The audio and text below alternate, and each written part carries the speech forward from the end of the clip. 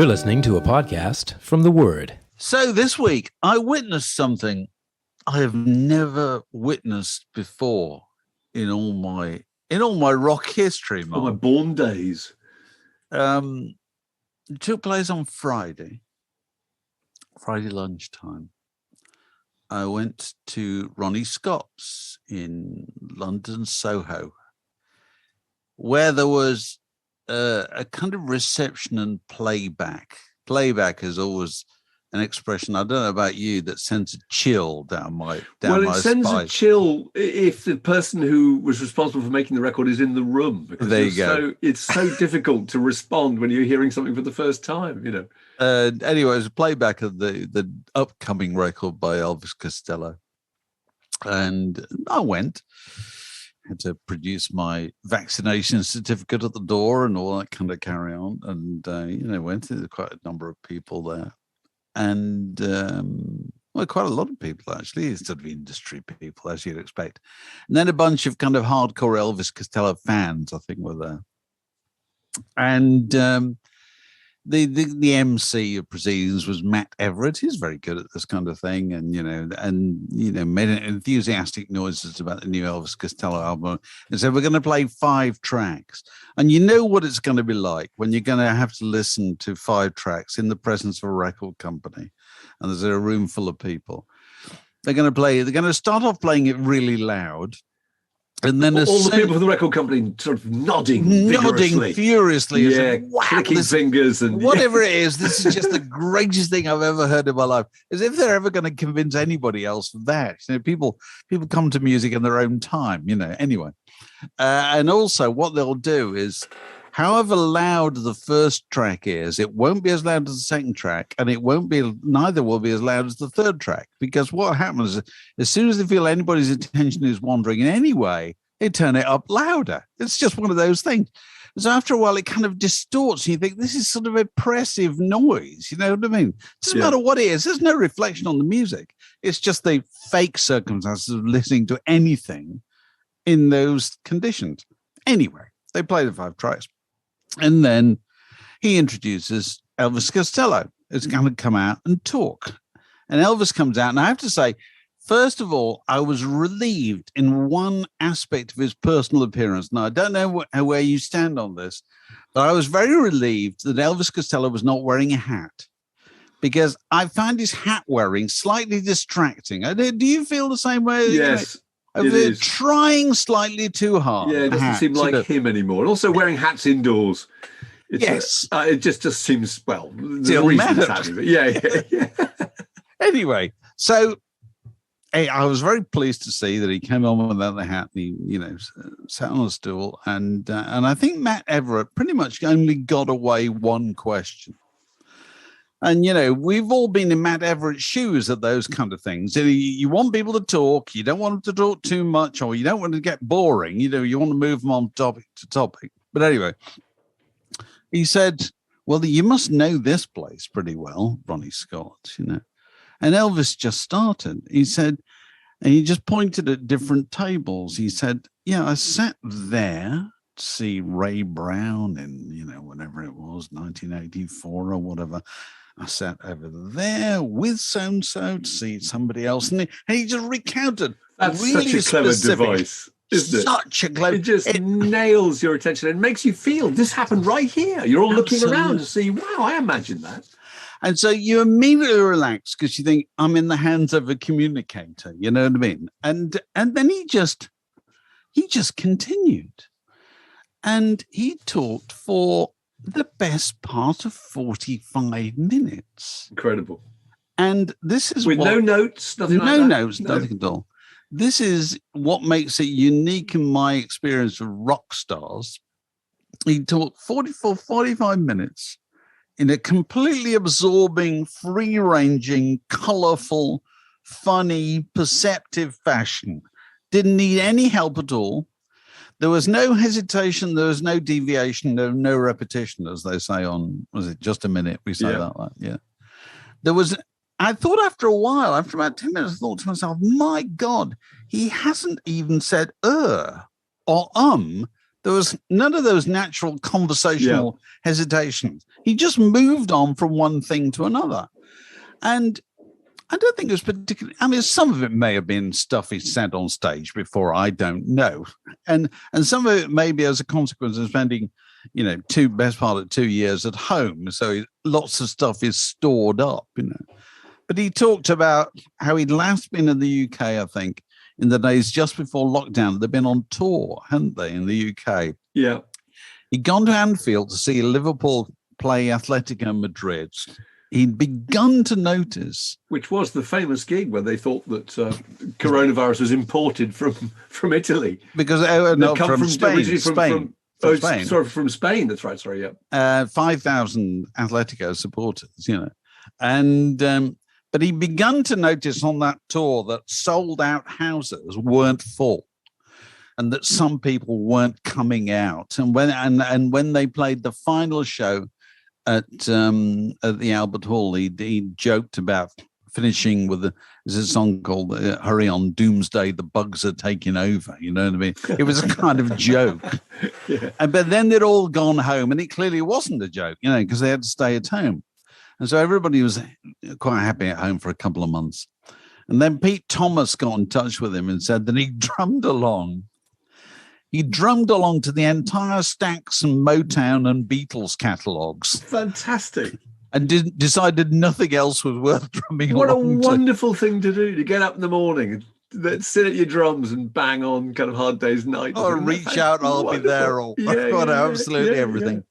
And so he'd done all that, and so it was kind of a little bit of a loose end. So they started recording, and they started recording remotely with Elvis doing songs, and then sending them to Pete Thomas, putting drum parts on them, and then sending them to the bass player and putting bass on, and then sending them to Steve Dave, who then goes, "There's no room here for me to put anything on," because he talked about recording remotely.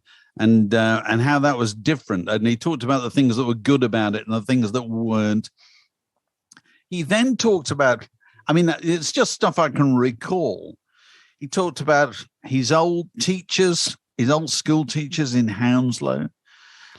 He talked about how the band got told off for not miming properly on Top of the Pops once. He talked about how the man who bought the image rights for Laurel and Hardy, I never knew any of this stuff at all. He talked about David Hockney painting with an iPad. He talked about what a thrill it is when you get your first TikTok hit. He talked about this album Spanish Model, which is this year's model done by a load of Spanish performers. And he talked about how he didn't want his next record to be just what he called another bucket of herring tossed into the stream, which was, his way of referring to Spotify or the ways that music is disseminated. And he must have talked for about half an hour. He was incredibly colorful, incredibly illuminating. And I think Matt Everett at that point said, I think we have some questions from fans. And he read out one from somebody who was in the audience. I've got a 25-minute response. Asking Elvis how he felt to do the Royal Variety performance, because he'd done this apparently this week or something. And then he talked about how his father had done the Royal Variety performance.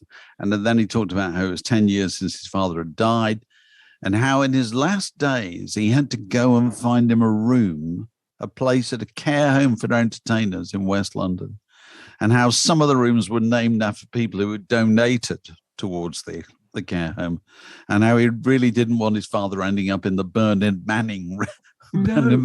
A care home for entertainers. Well, yeah, there's quite common. You'll find that there's homes for retired actors, variety artists. A lovely idea. There always has been, because traditionally, and this stuff was very much started 100 years ago, wasn't it? Lots of this because musicians traditionally made no arrangements for their retirement whatsoever, and very often were ill and so forth. So there's always been those kind of places. But in the end, he said, and what his message was at the end, he said that he refused to dwell on the pandemic, and we've all got to got to be positive and get on with life because we're all going to die. And then he pointed out a couple of people in the audience, and you're going to die. And Honestly, Communication. I've never heard anything like it. And there are a handful of musicians who are good talkers, but they're not that kind of good talker. Bruce Springsteen, people like that, they're very good talkers, but they're ramblers. Elvis Costello was not.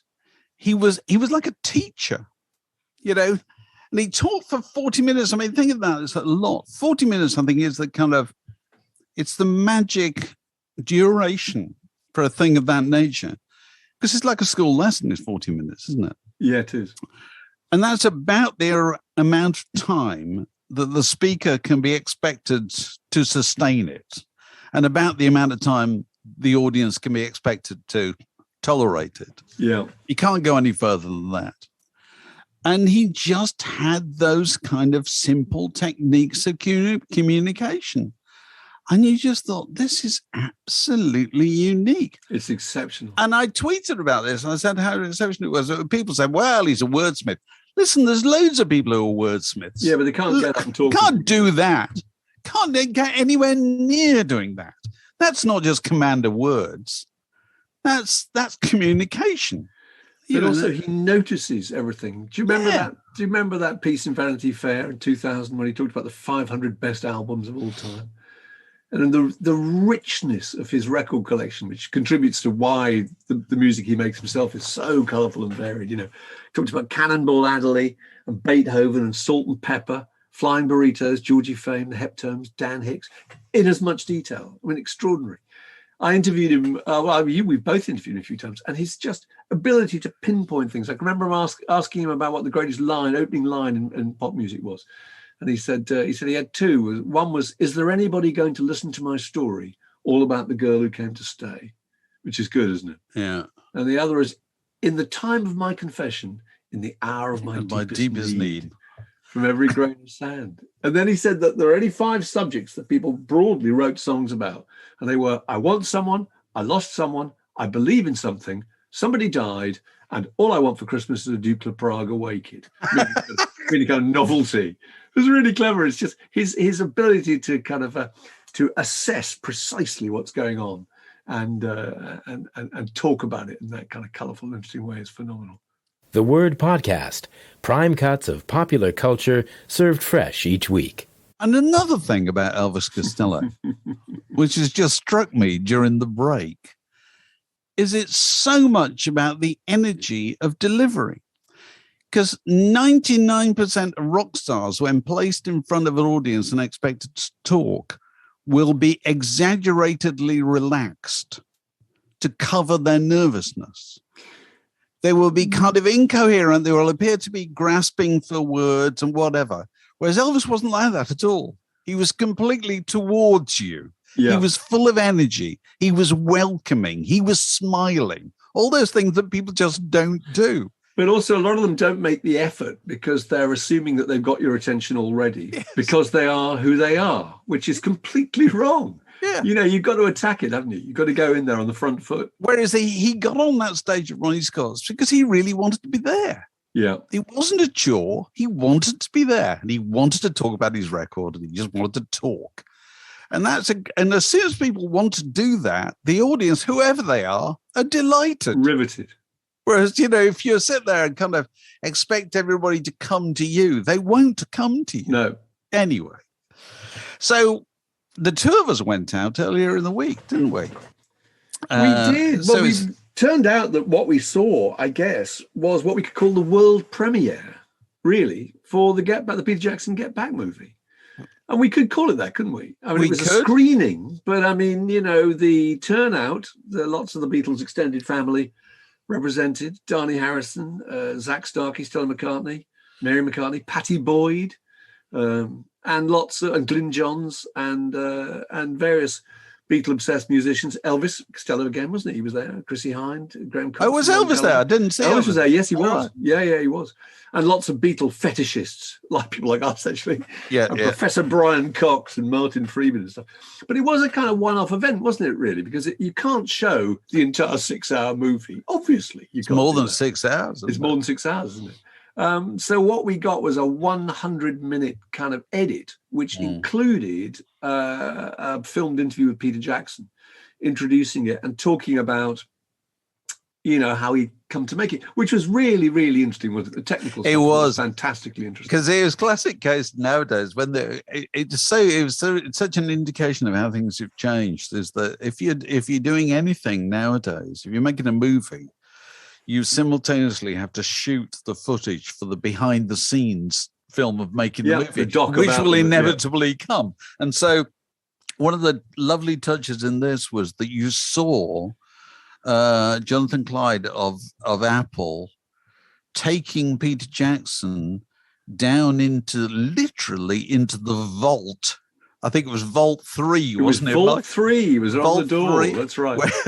And you just opened this kind of heavy blast-proof door, and behind there with just these stacked cans of film, hundreds of them. And what was the story of those tapes? I think there were 560 quarter-inch tapes, but a lot of them were stolen. That's audio.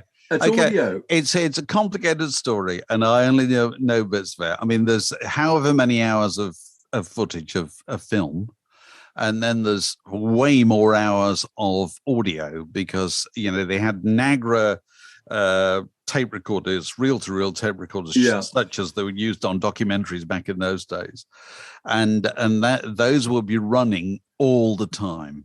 So during rehearsals, during tea breaks, during anything, they were just constantly running, and so there's hundreds of hours of those, and loads of those disappeared.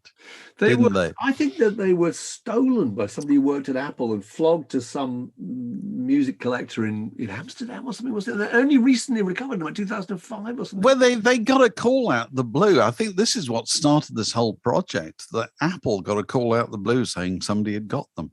Yeah. And I don't believe they had to pay any ransom or anything like that. I think they were just returned. But it's only when you you have the audio together with the film that you can start thinking about doing anything like Peter Jackson has subsequently done. So it was great to see that. And also to see the bit where he talked about the technicalities. He showed bits of footage of what it was like visually before they repaired it, because it was originally just the old 16mm blown up, and then they played bits of audio, didn't they, after and the difference was absolutely unbelievable, because the original Let It Be was very grainy, wasn't it? You saw it, in fact, in that very cinema. I saw it in cinema on that site. Yes, it was very grainy because it was. I think we talked about this recently. That it was originally 16mm, and because it was going to be for telly. And then halfway through, they thought, no, it's not for telly, it's for cinema. Therefore, they blew it up, and you just lose a lot of definition when you do that. Whereas nowadays, there is a technology to scan that stuff in a very different fashion, and so it looks very different. What can we say? What can we say about what we can saw? say that was an amazingly creative period for the Beatles, wasn't it? If you think about it, my God. Yes. Their last had any time off in 66 was after Revolver, and they came back. It's just running through this. Run through it. Yeah, it was a right. Let's go back. They stopped touring in 1966, don't they? So they stop at Candlestick Park in San Francisco, which must be late summer 66. It was. Late summer 66. So they come back. They must have had some kind of holiday or whatever. But anyway, they start in the studio, late 66, working towards the stuff that will be Sgt. Pepper. Yes? Yep. And so single in February. Penny Lane and Strawberry Fields comes out in February. Okay. And then they carry on. Sgt. Pepper comes out in June. Straight into Magical Mystery Tour. Straight comes out. No, hang on a second. No, hold on. In June, comes out in June. By which time they probably met the Maharishi. Yes. Yep. They go to Bangor to meditate with the Maharishi. Brian Epstein dies. They then go and make Magical Mystery Tour. They have the idea of and go and make and put out on Boxing Day that year Magical Mystery Tour. A film and a double EP. Yes. And then straight to India, pretty much. Straight to India. Where they write pretty much the whole of the White Album. They come back and make demos at George's house, don't they? And if hear those demos. It's extraordinary to hear how much of it was just in place at that point. And then they go and make the White Album.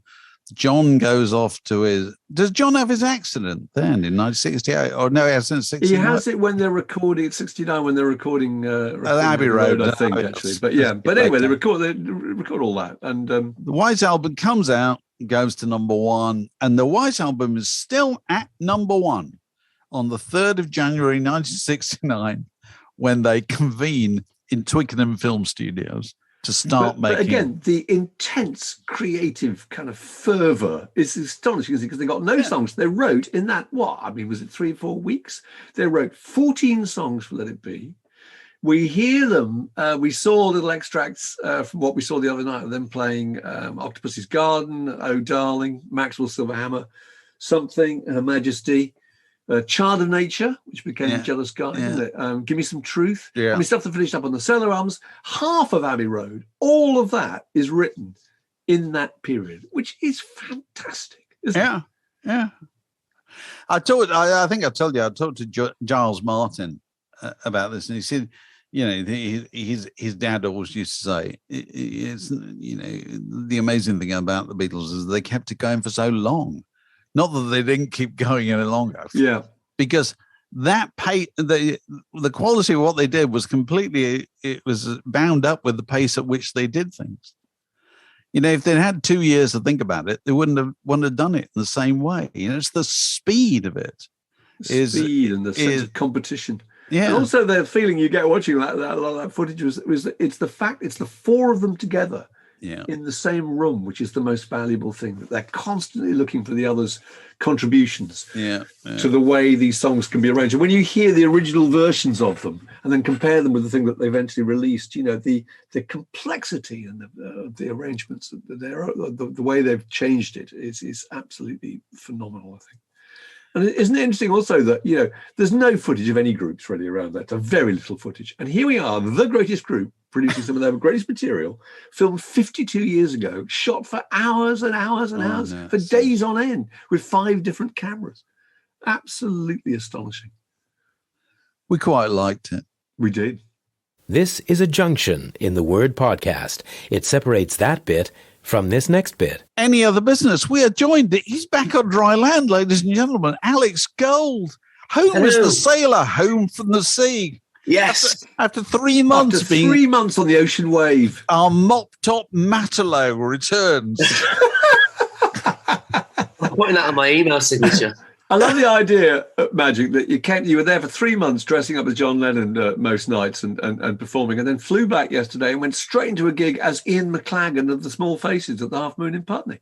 Yeah, it was a bit confusing, actually. I had to stop myself from doing the John Bob when I was playing. Yeah. I'm just the myopic squint into bobbing. Yes. Made it. It was a heck of a day. But I survived, and I'm still here. And there are no more gigs for me for the rest of the year. I'm taking the rest of the year off, which is something I've never been able to say before. So I'm quite happy with that. Good for you. Brilliant. So, questions from the massive or observations, agenda items. Gary Warren suggested he'd been listening to Dire Straits making movies, and he decided the whole of the first side was wonderful and the rest of it was just not worth listening to at all. Which is true of quite a lot of records, isn't it? And that led to a heated debate about records, about a free and frank exchange of views. You could say the same thing. And so I asked, other people to chip in. Actually, Danny Baker said Tarkus by Emerson, Lake and Palmer, with which I'm not particularly familiar. I'm not familiar enough to know. It's apparently the same. Right. It's apparently the same thing. Robert Knight says Combat Rock by The Clash. Is that the case? It's if you what's on it, Combat Rock. It'd be Rock the Casbah and so forth. Tommy Gunn and stuff like that. Should I stay or should I go? Is on Rock. It's on Combat Rock and all that. Phil Kinderman says, how many people listen to? He was talking about Metal by Pink Floyd. He was saying the other way around. Other way around. Well, got one of these days, though. The opening track on the first side, fantastic. Right. Jim Slade says side one of television's Marquee Moon, and then you can stop after there. Is that the I think case? that's probably fair. But then again, there are various records that just as a whole concept seem to work, don't they? It's like someone was saying Moon Dance. There was only the first half standing good, which is amazing record. You have to listen to the whole thing from start to finish. But also no, because you've got Come Running and These Dreams of You on the second side. I tell you one good example. A really good example of an absolutely amazingly front-loaded record, which is Live Peace in Toronto by the Plastic Ono Band. First side is Blue Suede Shoes, Money, Dizzy Miss Lizzie, Your Blues, Can't Take and Give Peace a Chance. The B-side is 2 extracts of Yoko Ono, how can I put it kindly, kind of caterwauling, improvisational screaming. One is a track called John John, which lasts 12 minutes. So I imagine the second side of that hasn't been played very much. Pretzel Logic, Ricky Don't Lose That Number, Night by Night, Any Major Dude, Barrytown, East St. Louis, Toulouse. That's a fantastic opening side. It's fantastic side, but all right. What's on the second side? Through with Buzz. Monkey in Your Soul. It's not as good. It's not as good. I'll tell you a really good example of one that is very front-loaded, actually, which is Let's Dance by Bowie. Because you've got China Girl, Let's Dance Without You, and then the rest. Ricochet. Criminal World, isn't it? Cat People, it's just that tails off badly. See, but if you're making an LP record, presumably, if you come up with one hit, it's something that sounds really good, you think we're on our way. If you come up with 2, you think we're more than on our way. Yeah. If you come up with 3, you think we've finished. Yeah. Any old rubbish. Bring on the filler. Bring on the bass player's track. The Police's method, wasn't it? Yeah. You can put absolutely anything there as long as you've got those main props to hold up the tent. And as it got even more like this in the days of CD, didn't it? Because you didn't have sides. Yeah. And so the hits tended to be, moved towards the front of the thing, because the record company had a part in the sequencing and so forth. Although there are odd exceptions, although it's not quite the CD era. We have talked about this before, that Don't You Want Me by the Human League is the final track on Dare. And it was the hit. Yeah. And it was final track because Phil Oakey didn't want it on the record. He didn't want it on the record, didn't really rate it, and didn't think it was going to be commercial. So astonishing. It's absolutely but amazing. Various other Joshua Tree, another good example. That's all front loaded, isn't it? And that was famously sequenced by Kirsty MacColl, wasn't it? Who did it on the basis she chose the track she liked best first, the next best second, the next best third, and so forth. So if you're on the last bit of the Joshua Tree, she didn't approve of you too hard. You're not the big finish. You're just you're just filler. So what was the other thing that the other hot topic was? There's Danny Baker, wasn't it? That people who had a really good first album. Oh, with a terrible follow-up. Yeah. Terrible follow-up. Oh, lots of obvious ones there. The Stone Roses and Frankie Goes to Hollywood, hardly worth mentioning. Terence Trent D'Arby. Do you remember that? I remember that when I was at Q. He was the hottest ticket in town. And then he wasn't. Oh, my Lord. Introducing the hard line according to Terence Trent D'Arby. And then he put out a record called Neither Fish Nor Flesh. Which was, A is the worst album title imaginable, and B was simply frightful, ended his career. I tell you what's a really funny one, and it's an earlier one, and it's very different. The first Rolling Stones album is brilliant, and it's all cover versions of rhythm and blues classics. The second Rolling Stones album is cover versions of R&B classics, done by entirely the same band, entirely the same producer, entirely the same way. It's rubbish. Oh, it's got the second Can't Catch Me, Off the Hook. Is that on there? I can't remember. No, I wouldn't have thought so. I don't think Off the Hook. Off the Hook came out as a B-side in the UK. Oh, right, okay. It's got Everybody Needs Somebody's Love and so. Oh, yeah. And Susie Q, I think, is on there, and Down Home Girl. There's the odd decent track, but it just shows how some records have just got magic, and other records haven't, and they can be done by entirely the same people. What about you? Oh, one really good example. Alex. Would it be controversial to suggest that the second Beatles album, by comparison to Please Please Me, is a bit rubbish? No, second Beatles album. You've been with the Beatles. Alex, where are you staying? Infinitely better than their first album. I'm going to come round there and punch you. That's just absolutely nonsense. It's genius. With the Beatles, it's way better record than Please Please Me. On all the cover versions of it, it's got Twist and Shout on it, hasn't it? No. It's got It's got. It won't be long. It's got Roll Over Beethoven. It's got Please, Mr. Postman. You really got a hold on me. Money. It's fantastic. It's got Hold Me Tight. It's All My Loving.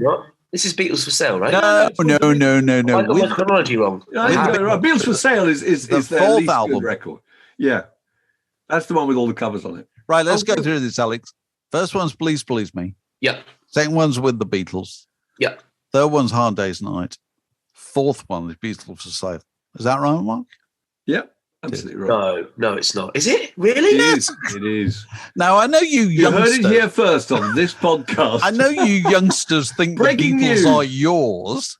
Yeah. But, Mark and I still have some say in this on account of us having been there. No. Don't get me wrong. I'm just I'm kind of disappointed in myself having been inside the Beatles for 3 months and don't worry.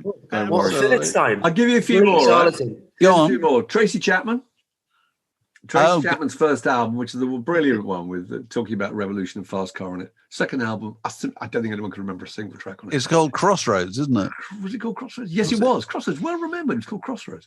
The Strokes. After New Boots and Panties was Do It Yourself, which I like. A couple of good tracks. It's got I like it. And This Is What We Find. This is what we find. That which is a good song, but otherwise nowhere near as good. Well, I don't know. It's not as good.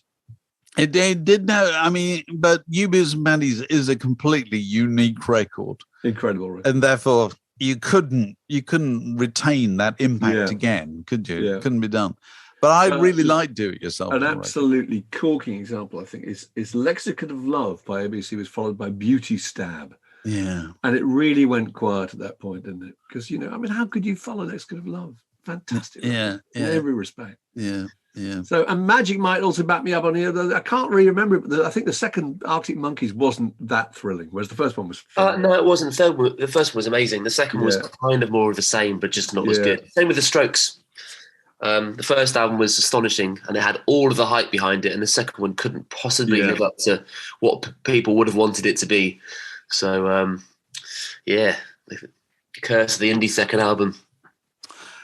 Okay, any other business? Anything else we've got to talk about? If you'd like to be a Patreon supporter, we wouldn't turn you away, would we? And if you want to find out more about how to be a Patreon supporter, go to patreon.com/word in your ear. Is that right, Alex? Indeed, correct, yeah. And, if you're a Patreon supporter at a certain level, you might even get the dubious pleasure of Mark Allen and I shinning down your digital drain pipe to rifle through your record collection, to mark your birthday by going through your record collection. We've had some good ones recently, haven't we? Some very entertaining, fantastic, very entertaining contributions with amazing records. Oh, yes. I know what else I was going to talk about this week, actually, and. The snobbery of people who work in record shops. Sure. Which I'm a bit of an expert in because, I've been one of those snobs, and I don't know if you can see this record. When you and I went round to Brent Hanson's a few weeks ago, and he was testing his new hi-fi, which costs more than your house, with an all-neck Coleman record called The Shape of Jazz to Come. I thought I must get that. And so I went in to a jazz shop in Charing Cross Road. A little jazz shop within Foyles. Sorry, I've rather given away this guy. We'll be able to track him down now. I'm sorry. No, I'm not going to give him a hard time. But what day does he work on? What's he look like? Yeah, go on. It's only a small record shop. There's only one guy, and I'd been in there, and there was nobody in there, and I was trying to find Ornette Coleman there, and they got sections. There's Miles Davis, there's Charlie Parker, there's all the jazz there. And I'm going through. I can't see an Ornette Coleman section. I can't. There's a C section, but he's not in there. I'm not looking. But I kind of pride myself, having worked in record shops and having spent half my life in record shops, I can find most things in record shops, you know. And so eventually he turned up the guys at the counter, and I went towards him, and I always say the same thing. It's no doubt me being stupid, but I can't see where your Ornette Coleman CDs are. And he looked at me, and before he spoke, there was that flicker in his eyes that you get from record store staff when they're just asserting their marginal superiority over you. And they didn't even have to say anything. It's just in their eyes. He says, look at me. And the eyes were saying, isn't this bloody obvious? Yeah. But the mouth was saying, it's in the avant-garde section. This is quite a I was going to say, it's filed under C. Have you tried looking? No, it's avant-garde. Okay. This is it's not a big record shop. It's not rough trade East or the old HMV. How am I to know that it's going to be an avant-garde? Well, and also, Mark, I'm going to go further with this. If you're running a jazz shop, you would like to sell loads of jazz records. You'd like to sell Ornette Coleman records. Do you think in what planet do you increase the appeal of Ornette Coleman records by placing them in a section called avant-garde? It doesn't work at all, you know. And that is simply an example of the snobbery of music fans.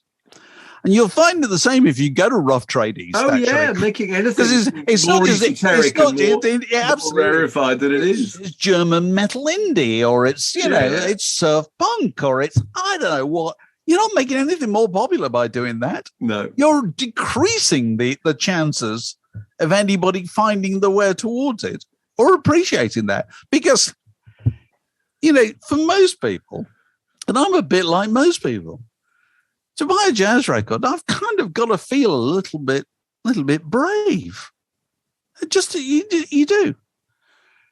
If somebody then tells you, well, you're feeling very exposed in a jazz shop, aren't you? Because you know that everyone's going to have far more knowledge than you are. Well, there's a bit of that. Although I'm not stupid, and but you feel that way in the jazz section. If somebody says no over there in the avant-garde section, you turn around. And what you expect to see is kind of snow blowing across and leaves. Yeah. You know what I mean? And you expect to hear the distant howl of wind and probably wolves go, "Ooh! Oh, come over here. There's no joy to be had over here." Yeah. Isn't it really? It is. I think the abundance of genres is a problem as well. You know, back in my day, it was really simple. It was rock, pop, and dance. That was basically soundtracks. That was basically it. Now there's sort of spatula core and boggle, and you know what to do with it. You know, I don't know really where I stand anymore with music. Spatula com was it? Spatula core. That's great. And honestly, I've been thinking about that ever since. And this guy, it was just a flicker of his eyes, flicker in his eyes. But it was just registering the fact that I'm a little bit above you. And that's what guys behind record shop counters do. And it used to be at its worst. And I don't know if these places still exist. They probably do. Dance music shops in Soho. You know, those kind of specialist places. Oh, yeah. And they always, did you notice what it was like when you probably never went in one of those places. But behind the counter, they were obviously standing on a platform, literally standing on a platform. In order to look down on you? In order to literally look down on you. You know, they were like a DJ booth. I'm in charge here. We've referenced him a million times on these podcasts, but Jack Black, isn't it, in High Fidelity? The Jack Black character in the shop is just so perfectly cast.